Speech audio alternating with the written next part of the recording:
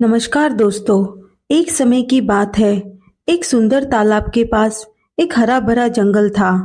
उस जंगल में एक चालाक बंदर और एक समझदार कछुआ रहते थे। बंदर हमेशा अपने दिमाग से काम करता और दूसरों को बेवकूफ बनाकर अपने लाभ के लिए उनका इस्तेमाल करता था।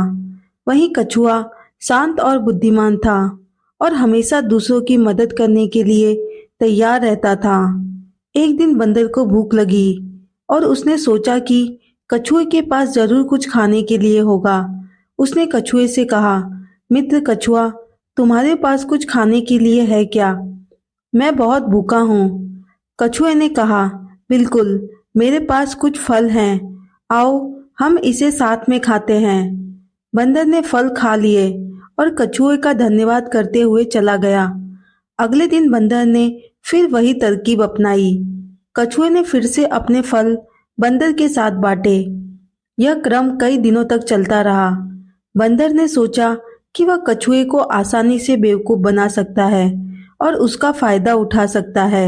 एक दिन कछुआ ने सोचा कि उसे बंदर की असली नीयत समझानी होगी। उसने एक योजना बनाई।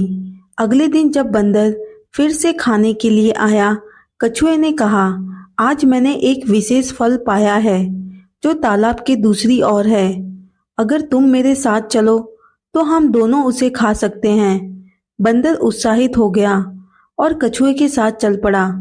तालाब के किनारे पहुंचने पर कछुए ने बंदर से कहा, अब हमें तालाब पार करना होगा। तुम मेरी पीठ पर बैठ जाओ, मैं तुम्हें तालाब पार करवा दूंगा। बंदर कछुआ की पीठ पर बैठ गया और कछुए ने तैरना शुरू किया।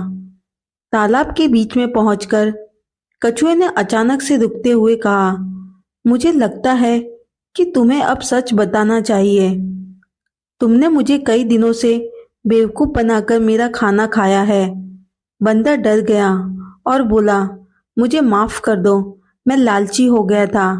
मैं वादा करता हूँ कि अब से मैं ऐसा नहीं करूँगा।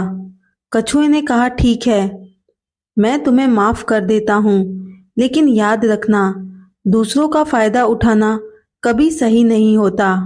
इसके बाद कछुए ने बंदर को तालाब पार कराया और दोनों ने मिलकर फल खाए। उस दिन के बाद बंदर ने अपनी गलती सुधार ली और कछुए के साथ सच्ची मित्रता निभाई। दोस्तों, इस कहानी से हमें यह सीख मिलती है कि ईमानदारी और समझदारी ही सच्ची मित्रता की नींव होती है। जय हिंद दोस्तों।